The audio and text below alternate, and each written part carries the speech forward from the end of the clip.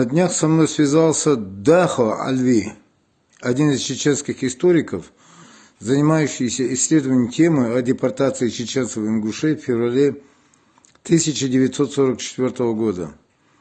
Он в данный момент работает над материалами книги, посвященной этой теме. Альви задал мне некоторые вопросы. Отвечая на них, я решил выслать данный видеоматериал. Посмотрите его, пожалуйста. Конечно, там ничего нового, но, может быть, молодое наше поколение, те люди, которые должны прийти нам на смену, может быть, подчеркнут что-то для себя. А это очень важно. Здравствуйте, дорогие соотечественники. Ассаламу алейкум, мои братья-мусульмане и земляки-чеченцы. Наверное, вы знаете, что каждый год в республике отмечается День памяти жертв репрессий. Будет отмечаться он и в этом году. Я, конечно, не застал те лихие времена, но я являюсь сыном депортированного чеченца. На момент депортации моему отцу было около 12 лет, неполных 12 лет. По его рассказам и по рассказам других людей, очевидцев тех событий, получается следующая картина. Утром рано, 23 февраля,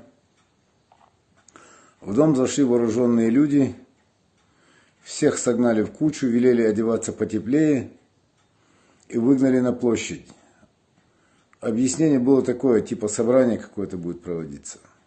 Для чего там нужны малолетние дети на собрании на площади, этого не объясняли. На тот момент деда моего не было в живых, отца не было уже, мать с 5 детьми вывели ее на площадь, 5 детей, 4 пацанов и 1 девочка. Вывели на площадь. Долго пришлось ждать, пока соберут все село. Собрали всех до единого. Вывезли на станцию, загрузили телячьи, или как мы их называем, скотские вагоны, и повезли неведомо куда, не объясняя, куда, зачем их везут. Как оказалось, Средняя Азия, Казахстан, Киргизия, вот сюда вот привезли. Привезли, значит, моих родственников разгрузили на станции Аманкарагай. Оттуда на санях отвезли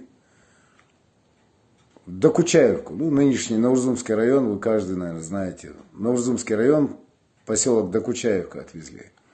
Там не разбирались, где, кто, чей родственник. Когда грузили в вагоны, не разбирались. И когда привезли на место, тоже с вагона партию, 30 человек, 40 человек скинули.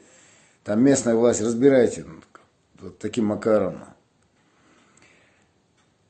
Представьте себе, утром к вам домой, вот сейчас это трудно действительно представить, утром к вам домой заходят вооруженные люди, штыками, прикладами вас выгоняют на улицу, грузят куда-то и везут. Не дали снять с плиты борщ, не дали отвязать привязанную скотину, которая там в авине где-то находилась.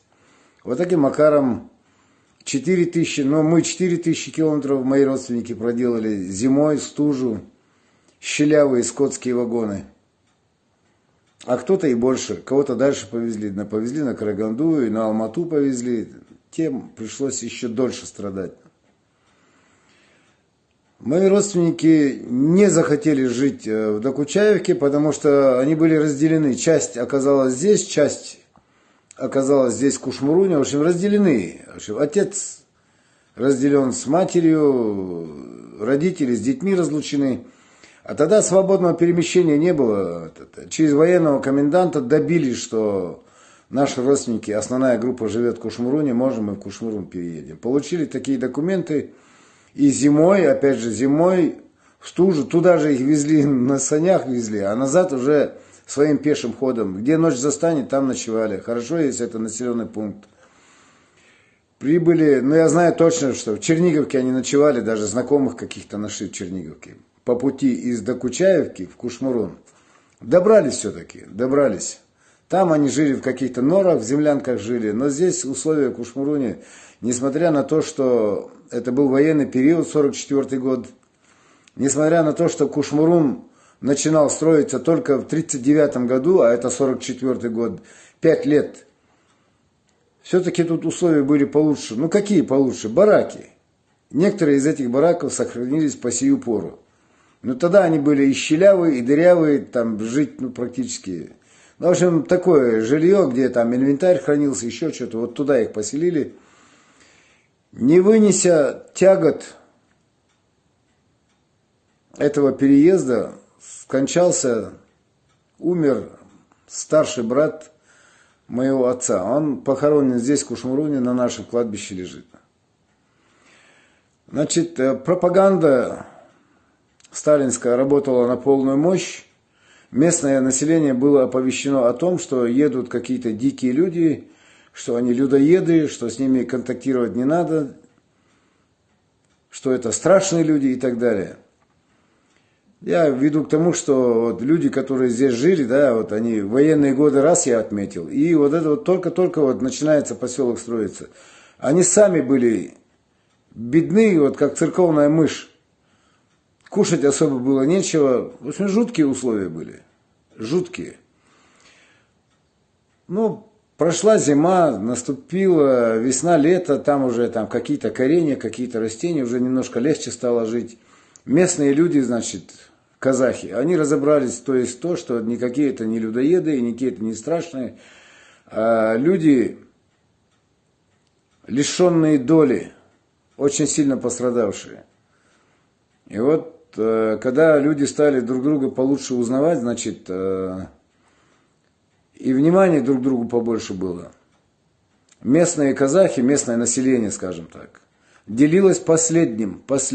Забирали из этих бараков, забирали к себе домой, делились последним. Ну, я вот такой пример приведу, как вот первые годы жили. Отсюда кто-то нашел, брошенное или плохо убранное поле. Это станция Красивая, Дьесильский район, тоже, наверное, многие знают, наверное. Отсюда садились на железнодорожные вагоны. Хорошо, если есть кондукторская площадка, они в то время были, попадались. Если нет, то просто, сидя на автосцепке, доезжали до этой станции Красивой, на боку холщовый мешок, собирали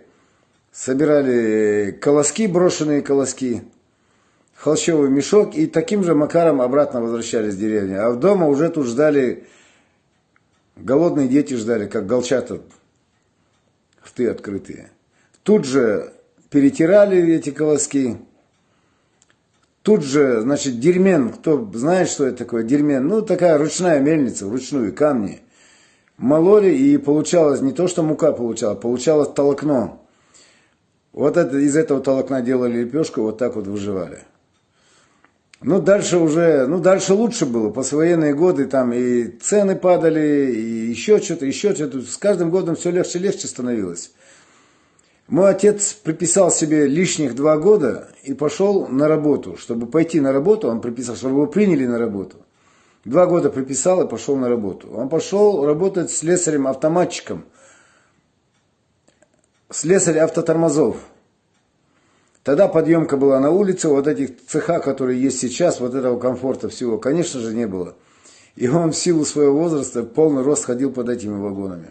46 лет отработал на этом предприятии. Получил орден Трудового Красного Знамени, несколько медалей, я сейчас их назвать затрудняюсь, не знаю. Вот так вот, и в 90-м году уехал отсюда. Я сейчас говорю только о депортации 44-го года.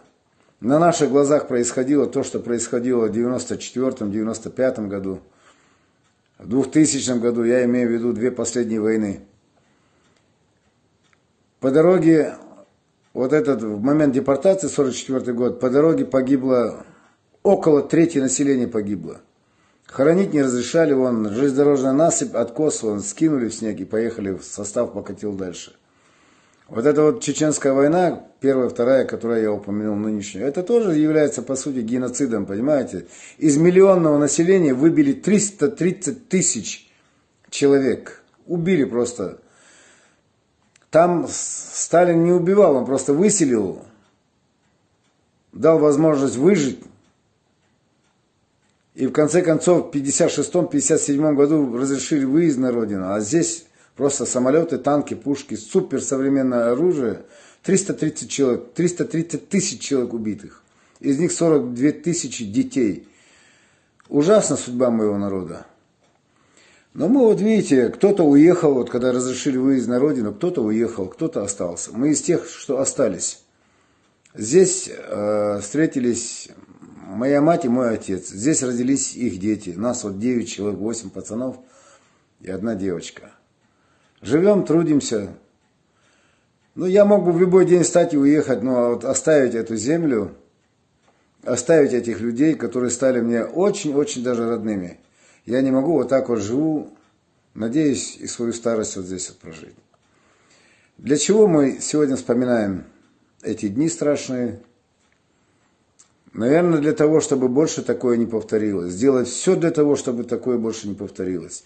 Вот для этих целей надо помнить то, что было и 50, и 100 лет назад. Всем казахстанцам желаю добра, всем казахстанцам желаю мира. Всего вам хорошего.